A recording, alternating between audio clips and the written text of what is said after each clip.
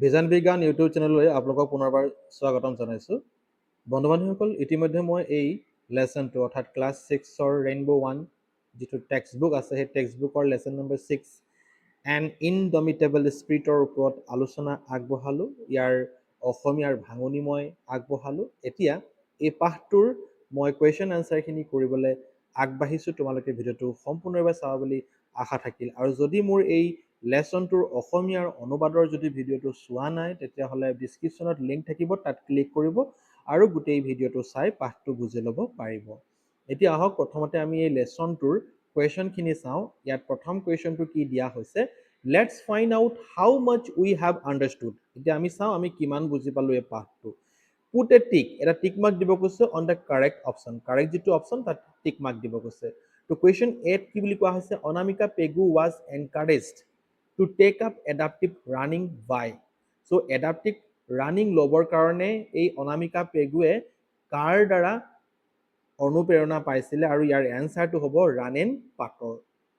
Next তাৰপিছত বিটোত কি বুলি কোৱা হৈছে, Anamika Pegu started running at 12 years old। তাৰমানে অনামিকা পেগুৰ দৌৰিবলৈ 12 বছৰ বয়সৰ পৰাই আৰম্ভ কৰিছিল।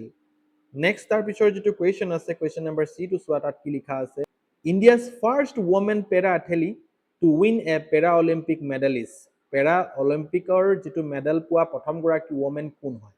তো ইয়াৰ এনচাৰটো হ'ব দীপা মালিক। নেক্সট তাৰপিছৰ যিটো কুৱেশ্যন আছে, তাত কি কোৱা হৈছে, অনামিকা পেগু অন, অনামিকা পেগুৱে কি মানে জিকিছিলে, সেইটো হৈছে দ্য ষ্টেট স্পৰ্টছ এৱাৰ্ড। এই 2 নম্বৰ কুৱেশ্যনখিনি মই এটা শ্লাইডত দি দিছোঁ, তোমালোকে প্ৰশ্ন উত্তৰটো ধুনীয়াকৈ টুকি থবা। 2 নম্বৰ যিটো প্ৰশ্ন আছে তাত কোৱা হৈছে এনচাৰ দ্য ফলোইং কুৱেশ্যনছ অৰেলি। অৰেলি মানে হৈছে মৌখিকভাৱে আচলতে ইয়াৰ প্ৰশ্ন উত্তৰ দিবলৈ কৈছে, তথাপি মই লিখি দিছোঁ, তোমালোকে কেনেকৈ উত্তৰবোৰ দিবা এবাৰ ভালদৰে চাই ল'বা।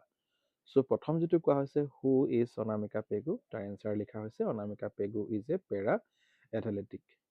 নেক্সট হৈছে how did Anamika Pegu overcome the challenges she faced. তাৰমানে অনামিকা পেগুৱে যি চেলেঞ্জেছ অৰ্থাৎ প্ৰত্যাহ্বান যি সন্মুখীন হৈছিলে সেইটো কেনেকৈ অভাৰকাম কৰিলে বা আঁতৰালে। তো ইয়াৰ এনচাৰ লিখা হৈছে Anamika Pegu manage to make the most of the resources available with them and also' she focused on her strengths, work hard and surrounded herself with positive influences. Anamika পেগুৰ ওচৰত যি ৰিচোৰ্চ আছে, তেখেতে সেই ৰিচোৰ্চৰ ওপৰতেই ভিত্তি কৰি মানে যি পাইছে তাতেই তেওঁ কি কৰিছে, নিজৰ অভ্যাসখিনি কৰিছে, কঠোৰ পৰিশ্ৰম কৰিছে, আৰু চাৰিওফালে নিজকে কি কৰিছে, অকল যোগাত্মক চিন্তা চৰ্চা কৰিছে বা ভাল কথাবোৰহে চিন্তা কৰিছে, বেয়াবোৰ চিন্তা কৰা নাছিলে, সদায় সফল হ'ম বুলিহে আশা কৰি আছিলে। 3 নম্বৰ কোৱা হৈছে what is the typical training routine of Anamika Pegu. Anamika পেগুৰ টিপিকেল ট্ৰেইনিং যিটো ৰুটিন আছিলে সেইটো কি হয়? তো ইয়াত লিখা আছে she is trained in adaptive techniques 3 times a week.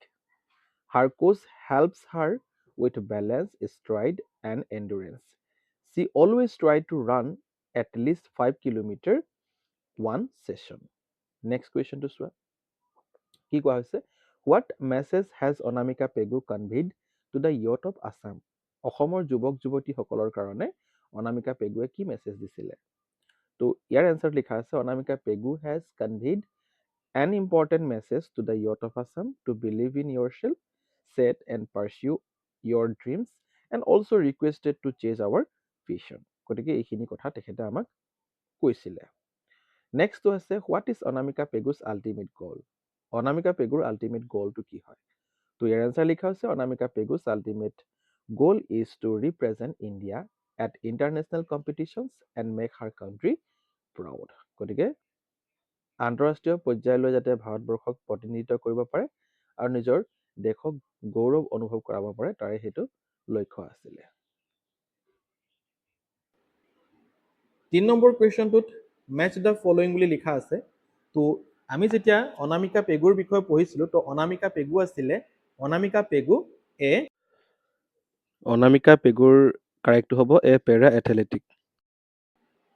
Next আহিলে দীপা মালিক কি আছিলে, Dipa Malik a para Olympic medal winner. Sunil Gogoi আছিলে a correspondent of a sport channel. Ranen Patar আছিলে এ ফিজিকেল থেৰাপিষ্ট গতিকে এইখিনি মই মিলাই দিলোঁ তোমালোকে তেনেধৰণে মিলাই ল'বা ইয়াৰ পাছত 4 নম্বৰত কোৱা হৈছে right a few qualities of Anamika Pegu Anamika পেগুৰ কেইটামান কোৱালিটিৰ বিষয়ে লিখিব কৈছে তো মই ইয়াত লিখি দিছোঁ ফ'কাছড ৰেজিলিয়েন্স ডিটাৰমাইণ্ড হাৰ্ড ৱৰ্কাৰ এনকাৰেজড এইকেইটা কোৱালিটিৰ কাৰণে তেখেত সফলতা অৰ্জন কৰিবলৈ সক্ষম হৈছিলে তাৰপিছত ইয়াত তোমালোকৰ বিট কি কোৱা হৈছে নাও right 3 sentences using any 3 words you have listed ওপৰত যিখিনি তোমালোকে এটা ৱৰ্ড লিখিলা অনামিকাৰ পেগুৰ বিষয়ে যি ৱৰ্ড দিলা সেই ৱৰ্ডৰ সহায় লৈ তোমালোকে ইয়াত তিনিটা সেন্টেন্স বনাব লাগিব সো ইয়াত মই প্ৰথম সেন্টেন্সটো লিখি দিছোঁ focused I focused on my strengths সেকেন্ডটো আছিলে সেকেন্ডটো লিখা হৈছে encourage তো ইয়াৰ যিটো সেন্টেন্স লৈছো হেতু হৈছে my parents always encourage me to participate in sports আৰু থাৰ্ডটো হৈছে ডিটাৰমাইণ্ড সো ডিটাৰমাইণ্ডৰ কাৰণে এটা মই ইয়াত এক্সাম্পল লৈছো my participation in each events made me more determined to move forward গতিকে এই ধৰণে আমি সেন্টেন্সবোৰ বনাব পাৰিব লাগিব নেক্সট কুৱেশ্যন নম্বৰ যিটো 5 দিয়া আছে সেইটো পঢ়ি ল'ব read the following phrases with their meaning তো ইয়াৰ কিছুমান ফ্ৰেজ দিয়া আছে আৰু ইয়াৰ মিনিংখিনি ইয়াত ধুনীয়াকৈ উল্লেখ কৰি থোৱা আছে তোমালোকে ৱৰ্ডৰ মিনিংখিনি ধুনীয়াকৈ এইটো পঢ়ি ল'বা বুজি ল'বা ঠিক আছে তো যেনেকৈ ইয়াত দিয়া আছে কি এ গ্ৰেট ফিট অফ তো গ্ৰেট ফিট অফৰ যিটো মিনিং সেইটো লিখা আছে something difficult needing a lot of skill strength and courage extra so কিবা এটা মানে এনেকুৱা ধৰণৰ ডিফিকাল্ট এটা চিটুৱেশ্যন য'ত নেকি তোমালোকে কিহৰ প্ৰয়োজন হ'ব তোমালোকক স্কিলৰ প্ৰয়োজন হ'ব কৌশলৰ প্ৰয়োজন হ'ব আৰু সাহস আৰু মানে শক্তিৰ প্ৰয়োজন হ'ব সেই ডিফিকাল্ট চিটুৱেশ্যনটোৰ মোকাবিলা কৰিবৰ কাৰণে তো তেনেধৰণে আছে তাৰ মিনিংখিনি দিয়া আছে তোমালোকে এইবোৰ চাই ল'বা নেক্সট ইয়াত বিট কি বুলি ক'লে now fill in the blanks with the phrases you have just learned এতিয়া তুমি অকণমান ওপৰত যিখিনি ৱৰ্ড পঢ়িলা তাৰ মিনিং বুজিলা এই মিনিংখিনিৰ পৰা তোমালোকে এতিয়া এই যিটো ফিল ইন দ্য ব্লেংকছ আছে এই তিনিটা ফিল আপ কৰিব লাগিব তো ইয়াৰ প্ৰথম যিটো ইয়াত লিখা আছে I want to become a physical therapist তো ইয়াত ফিজিকেল থেৰাপিষ্টটো কাৰেক্ট আনচাৰ হ'ব নেক্সট 2 নম্বৰটো হ'ব the state athletics championship showcased many rising stars 3 নম্বৰটো হ'ব time management help him complete the task in time তোমালোকে এবাৰ 6 নম্বৰ প্ৰশ্নটো চোৱা read the message of Anamika Pegu to the youth of Assam Anamika পেগুৱে অসমৰ যুৱ যুৱতীসকলৰ কাৰণে এটা মেছেজ দিছে আৰু সেই মেছেজটো ইয়াত লিখা হৈছে মানে এটা বাৰ্তা দিছে এইটো হৈছে কি বিলিভ ইন ইয়ৰ চেল্ফ তুমি নিজক বিশ্বাস কৰা চেট এণ্ড পাৰ্চিউ ইয়ৰ ড্ৰিম তোমাৰ এটা ড্ৰিম এটা সপোন বনোৱা আৰু সেই সপোনটো অৰ্জন কৰিবলৈ চেষ্টা কৰা প্লিজ চেঞ্জ ইয়ৰ ফেশ্বন তুমি নিজৰ এটা ফেশ্বন বনাই লোৱা সো এই লাইনটো বা এই আমাৰ উপদেশটো বা এই যিটো আমাৰ মেছেজ এইটো ইয়থসকলক দিব বিচাৰিছিলে এতিয়া ইয়াত কি বুলি কৈছে complete the following sentence to get the message of Anamika Pegu regarding that গতিকে এই সেন্টেন্সটো এই মানে তেখেতৰ যিটো সপোন আছে সেই সপোনটো পূৰ হ'বৰ কাৰণে সপোনটো পূৰ হোৱা বুজাবৰ কাৰণে এই সেন্টেন্সটো পূৰ কৰিব লাগিব সো ইয়াত লিখা আছে অনামিকা পেগু হেজ টল্ড অনামিকা পেগুৱে আমাক কৈছিলে the youth of Assam to set তো কি বুলি ক'লো মই ইয়াত প্ৰথমটো হ'ব চেট তাৰপিছতো হ'ব পাৰ্চিউ Now work in pairs and talk with each other. Find out what your friend dreams of and what she does to realize that dream. তাৰমানে মানুহ তোমালোকে নিজৰ এটা পেয়াৰ বনাই লোৱা এটা জোৰ বনাই লোৱা আৰু ইজনে আনজনৰ লগত কথা পতা যে তোমালোকে তোমালোকৰ সপোন দেখিছা আৰু সেই সপোনটোৰ কাৰণে তোমালোকে কি কৰিছা বা তোমালোকে কি বুজি পাইছা যে সেই সপোনটো পূৰণ কৰিবৰ কাৰণে তোমালোকে কি কৰিব লাগিব এইটো তোমালোকে নিজেই কৰিবলৈ চেষ্টা কৰিবা 7টো চোৱা কি কোৱা হৈছে read what Anamika Pegu said Anamika পেগুৱে কি কৈছে চোৱা ইয়াত I am trained in adapting techniques for my needs 3 times a week my coach helps me with balance stride and endurance I always try to run at least 5 kilometers at one session এতিয়া এই মেছেজটো বা এই কথাষাৰ তেখেতে কৈছিলে যে training কিয় ল'ব লাগে তেখেতক কোচে কি ধৰণে তেখেতক সহায় কৰিছিলে এতিয়া ইয়াত এটা কথা কোৱা হৈছে চোৱা স্পৰ্ট পাৰ্চনছ ফলো এ ৰিগৰাছ ট্ৰেইনিং ৰুটিন স্পৰ্ট পাৰ্চনে বহুত কঠোৰ কি কৰিবলগীয়া হয় প্ৰশিক্ষণ ল'বলগীয়া হয় ডিছকাছ উইথ ইয়ৰ ফ্ৰেণ্ডছ তোমালোকৰ বন্ধুৰ লগত তোমালোকে ডিছকাছ কৰা ৱাই দে ডু চ' তেওঁলোকে এইটো কিয় কৰিবলগীয়া হয় you can use the ideas given in the box ইয়াত বক্সত কিছুমান আইডিয়া দিয়া আছে এই আইডিয়াৰ সহায় লৈ তোমালোকে ক'ব পাৰিব লাগিব বা এটা চেণ্টেন্স লিখি দিব লাগিব বা এটা পেৰাগ্ৰাফ লিখি দিব লাগিব, যাতে তুমি বুজাব পাৰিব লাগিব যে কিয় আমাক ৰিগৰাছ ট্ৰেইনিং অৰ্থাৎ প্ৰশিক্ষণৰ প্ৰয়োজন হয়। তো মই ইয়াত ধুনীয়াকৈ এটা চেণ্টেন্স লিখি দিছোঁ, তোমালোকে চেণ্টেন্সটো এবাৰ ভালদৰে চাই ল'বা। ইয়াত লিখা আছে sport persons follow' a rigorous training routine to develop their physical abilities needed for their sports.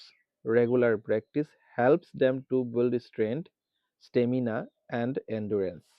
It also prevents injuries by keeping their body flexible and well conditioned.